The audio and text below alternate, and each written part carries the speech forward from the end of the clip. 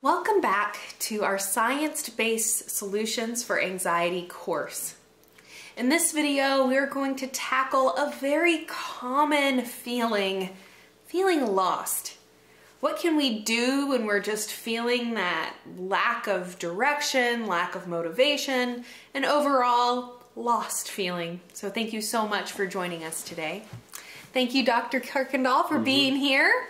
So this was something that you kind of mentioned, off camera, that, a lot of the, thousands of patients that you've worked with, one of the common things that they seem to express is that they feel lost.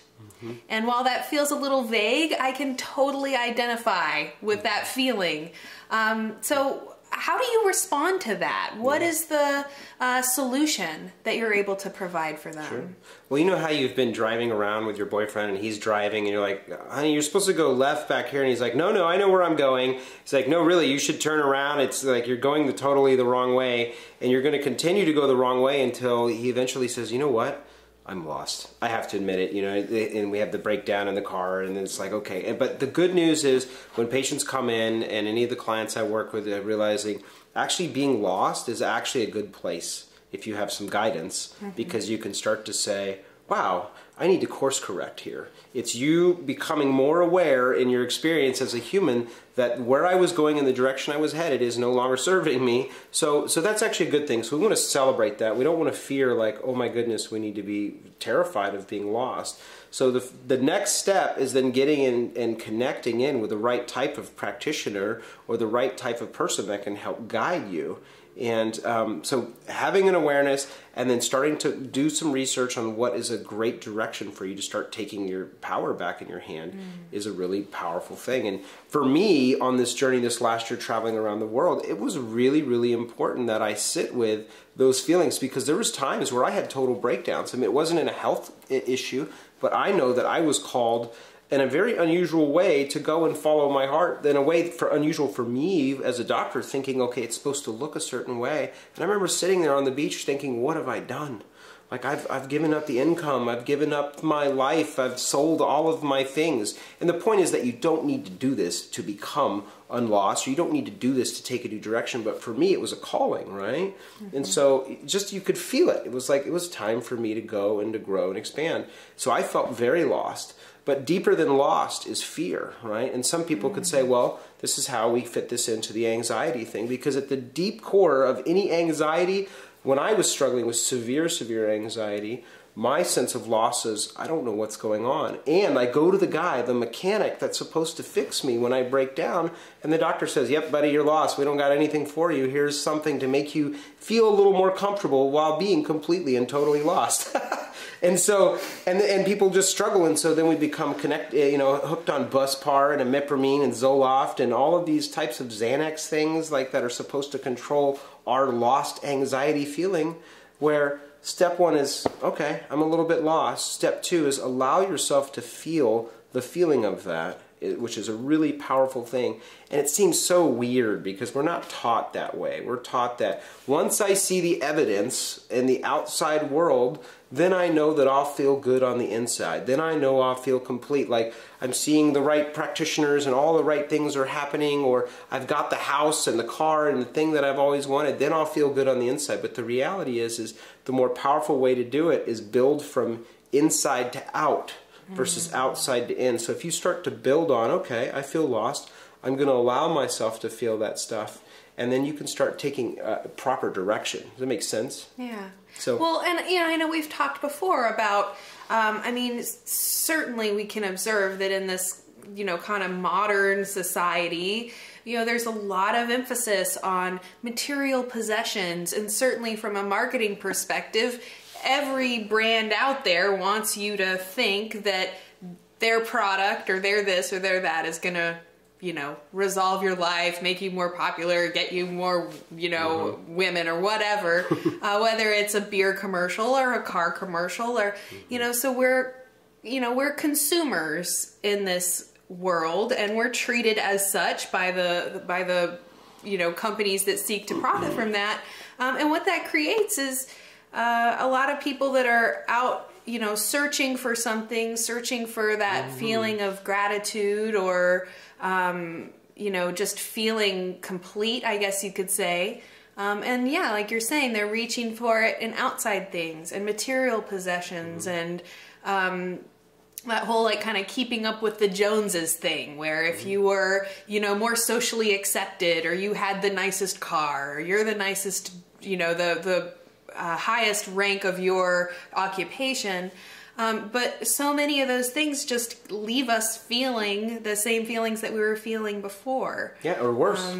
Yeah, and you know, this idea of listening to your emotions and listening to your pain as a signal, I feel like that keeps kind of coming up, you know. So even with this, admitting that you're feeling lost and really feeling that feeling is actually a huge step in the right direction, just because you're listening to that message your subconscious is trying to send you. Yeah, I have so much trust in this process of really feeling into the emotional body, which, you know, it really will guide people. I know this as a truth for myself, for my experiences that I've seen with people, not only in the office, but like on the road traveling, where I had this fear that, you know, on the beach where I was like, what am I doing? What have I done?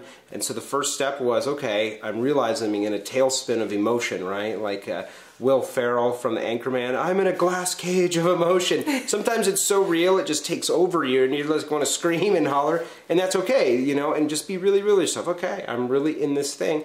So I really allowed myself to feel the loss, which is really fear, which other people would call anxiety. Some people would look at that, in my experience, or other people's experiences, and say, oh, the diagnosis is an anxiety attack, you see.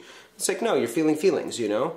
And there may be those events where you actually have an anxiety disorder that is actually clinical, but for most of the people that I've seen, 90% of this stuff, it's really just a matter of feeling stuff. So admitting to yourself that you feel lost, allowing yourself to feel those feelings, and then going through and releasing those, like I've talked in some other videos of how to do it, simply by loving it and really connecting to what's going on, and loving it from a place of understanding of where you're at, and not loving it to leave. Because if there's that agenda of I got to make it leave, you're not fully accepted. This is just part of where I am at on my growth in the University of Planet Earth. The fear of the lessons of fear and the lessons in love. That would be a fear lesson, right? You have to, if you don't go through and pass the test on that, or really go and look at that aspect, you don't pass the class. You keep getting more anxiety, keep getting more fear.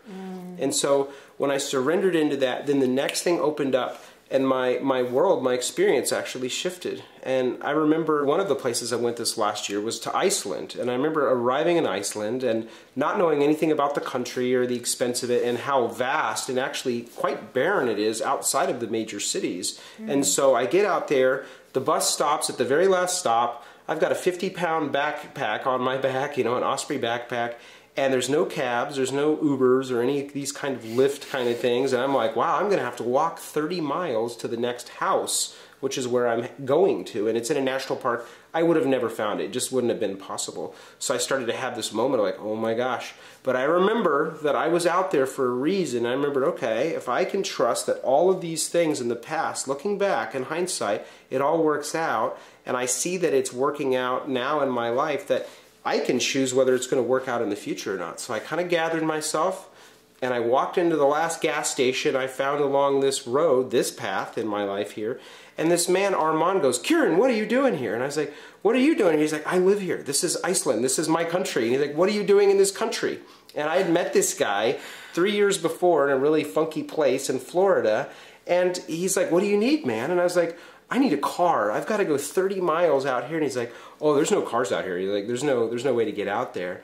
And he says, well, what do you need? And I said, well, I need a car. And he said, here, take my Audi. I have an Audi. And so I ended up taking the car and then came back, picked him up, and we celebrated together. So what was really cool about that whole thing is that I had no idea, I had no plan. But because I was really listening to what I was feeling guided to do, what was really cool is that the next path unfolded, and we can always trust that it's going to unfold if you get to a point where you can trust that. you either trust it or you don't trust it as the path, right? And so one of the experiences, like being in the office working with patients, I had a young lady that came in. She'd tried all the fertility clinics. She had tried all of these types of things and injections and all of this stuff to get pregnant. And she had lost late term, which is terrible. 6 children. It's hard to imagine. Quite late. And so she was very emotionally traumatized by all of this. And so she came in and she was like, I'm lost. I don't know what to do. I'm doing all the things the medical community's doing. I'm taking the supplements and stuff, that other doctors are telling me. I said, well, let's take a different look at it. Let's do an integrative approach. And through the process of this, sure enough, she was now pregnant. And she started to get really fearful. Well, what if I lose this baby too? And all of these things. And I said, well, what's really neat is what we went through, and it was we prepared your body to actually carry a baby. We're not forcing your oven to cook a brownie anymore, right? You've got an oven that wasn't working. You don't sit there and give it injections and drugs and try to force it to produce, the easy baked brownies. We need to do a little maintenance on the oven. You need to tweak the oven and tweak the systems that run the oven, and then people can naturally begin to carry babies to term healthy. And so now this kid's like 4 years old now. He's like the next NFL player. He's a huge baby. He's like a huge kid, right? He's like friggin' powerful, right? But she was really like, I'm lost. And I said, hun, if you know that this is what you're here to do, you really want to have a child, and we know that we've checked off all the boxes that we need to in your endocrine system and nervous system, then trust that. And that lost feeling is what brought her into my office, for example, and brought a child into the world. So lost is actually a good thing based on how you observe it, how you see it. And when you integrate this awareness, this consciousness piece, because it's really a consciousness thing, there's no measurement of any of this on a ABCD, number 2 pencil test, right? Scantron stuff. But it's a matter of how you see it, and then takes intelligent action, the most intelligent that we have at the moment, and then you'll see results from lost. And your feelings of anxiety, your feelings of doubt and fear and depression and whatever it is, I trust will be depleted and reduced, because you're naturally more back on your path, but you're willing to do that because you're willing to connect into yourself again. And then having the open-mindedness that you let go of the feeling that, this feeling of lost means there's something wrong with me, and why do I feel this, and like there's no good reason, or that you're somehow defective from feeling that you just kind of shift on the other side of how you're looking at it, and ask, well, what is this feeling trying to tell me? We keep coming back to this, listening to the messages that our body is sending in the same way that physical pain is a message, that emotional pain, that emotional feeling of being lost, or however someone would describe it, is your body's way of trying to help guide you toward the path that is going to bring you, that true happiness. Totally. And medicine, not damning medicine or anything, counseling, psychotherapy, a lot of times have deemed these as medical disorders, which is what I was. And that's why they drugged me. It's because I had anxiety and deep down fear and lost feelings inside my being. And they said, those are not okay. Those are depression. We need to fix that, right? And so you're just repressing parts of yourself. And there is true clinical depression. Let me assure you, there's people that have true bipolarity. But with the advent of using science-based nutrition and functional approaches to wellness, you will see so much of that dampening, and it really mostly comes down to what's going on here and here versus like all of this medical stuff. And we make it so big, but the industry doesn't necessarily want to talk about that because they want you dependent on what they're selling. It's not shoes and Toyotas and lawnmowers. It's little blue pills that they make tremendous amounts of money on. It's a massive, massive industry. And so not going super deep down into that rabbit hole, we don't focus on that, right? We just put that aside. Okay, I'm not going to take that approach. There's very different realities of what to live your life in this world, and you can experience it as it's beautiful, or you can experience it's terrible. People are inherently good, or I've met people that really believe people are inherently bad, and I'm like, wow, what an experience! How different that must be, and I'm just really grateful for my experience, because I want to see the world as that. I want to see lost as actually the beginning of something new, and it really is. I've seen it over and over for myself, so. grateful for that. I remember, for an example, I had a dear friend and patient that wanted to come visit while I was traveling along the road, and it happened to be in the country of Iceland. So he books a ticket. He has no money. You know, this younger guy I've been kind of mentoring. He books a ticket, and he gets on an airplane, and he literally spent the exact amount of money he had left on this quite inexpensive ticket to go all the way from California to Iceland. He lands in Iceland, and he's like terrified. Oh my gosh, what am I going to do? I can't believe I just did this, you know, but he knew that he wanted to go and travel with me. And I just told him, hey man, you come out here and I'll just work with you. I'll just help you out of the kindness and just enjoying serving one another as friends and as colleagues, you know.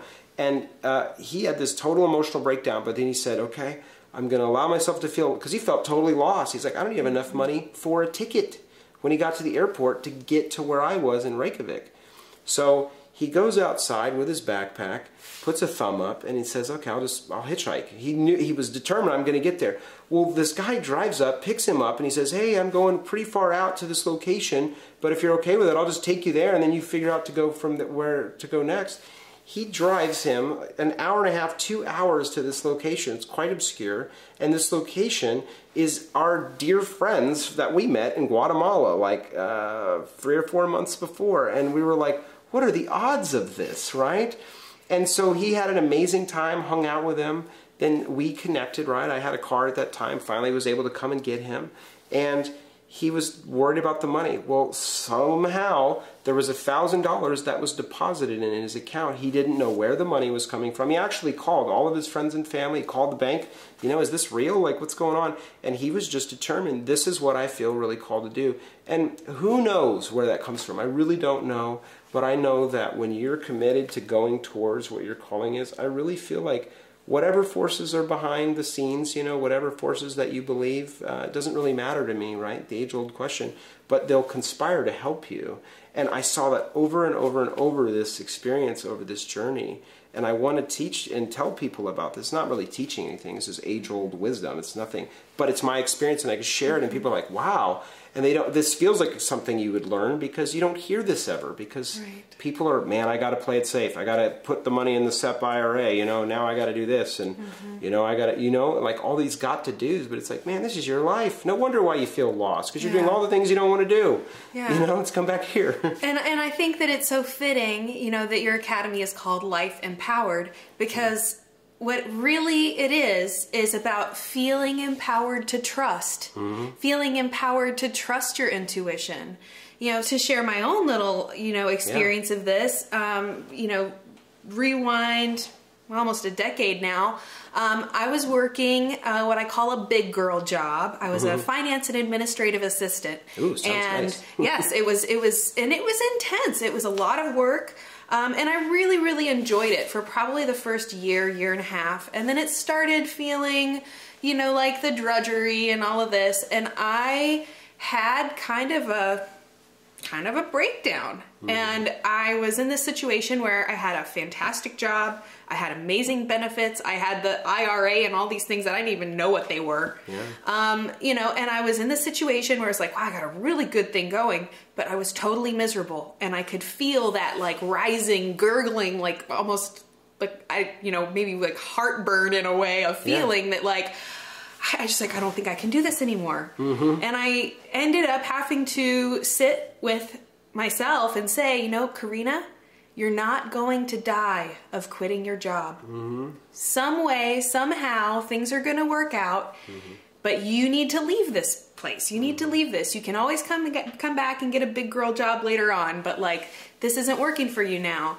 Well, I left that job, and you know, a couple weeks later, I met Mike, the founder of Psyche Truth, and I started talking with him, mentioned that I'm interested in nutrition, and he invited me to come be a presenter on his YouTube channel, which was like 200,000 subscribers at the time.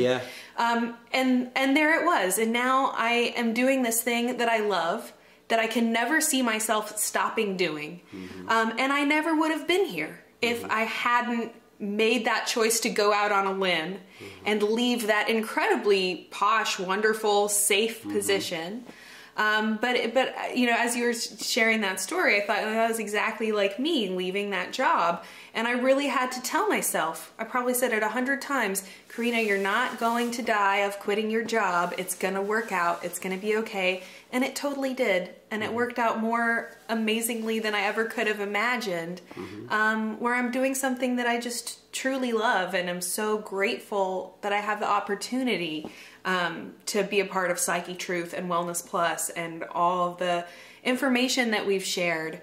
So that's my own little, little I think story. A powerful distinction for you in that is that, you know, if it was 200,000 then, it's literally grown 2 million since then, right? And with producing content like this and the thousands of people that see these videos are inspired to take action, the actual ripple impact and the ripple effect of people going through the fear and loss but taking action in the direction that their heart is really calling them, that their body is calling them to go towards, right, is impacting the world in a way that you have no idea. Because if I make some sort of video here and it impacts even one person, right? When I was in practice, people would come in as patients. They'd be so inspired, they'd end up going into the same type of lineage of the medical training stuff that I went through, right? Inspired, you know, oh, what's this with lasers and emotional work and nutrition? And then they start working on people and they're affecting thousands of people, and those people affected thousands of people. So the thing is out of loss, out of fear and anxiety, if you will be willing to sit with it and trust that, you know, you have a headlamp.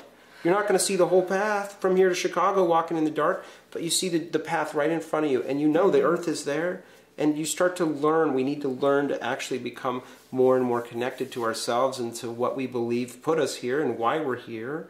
The thing unfolds, and then we're actually doing something different, because otherwise you're doing numbers, ones and zeros, you know, and just feeling, you know, very likely if you were still stuck in that job, you would probably be more overweight, you know, you would feel more depressed, you would feel more frustrated, and you'd probably be lost. You would probably be Googling this video. What do I do when I'm lost? You know? So, it's a trip. You know, and just to even like kind of build on that further, you know, so I received an email, you know, probably the most rewarding thing to me is when people send me an email or a message, or even come up to me on the street and say, oh my gosh, Karina, your videos have helped me so much. I've lost this amount of weight, or I've done this, or I've done that. And it just, I mean, it's what fills my heart with so much joy. Well, I received an email from someone, and he said, I live in Durban, South Africa, and not a lot of people have, you know, streaming internet here, so I just want to let you know that I've started making DVDs of your videos, and I've probably given out over 100 of them to my friends and family, and so I just want to let you know, if you ever come to Durban, South Africa, that you have a huge fan base here, and you're helping all of us get healthy. That's and great. I just was, you know, to the moon.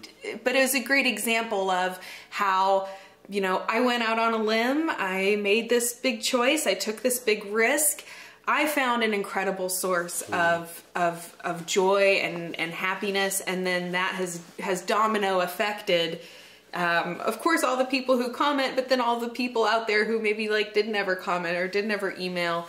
There really is no way to know your true impact, your true effect. Yeah.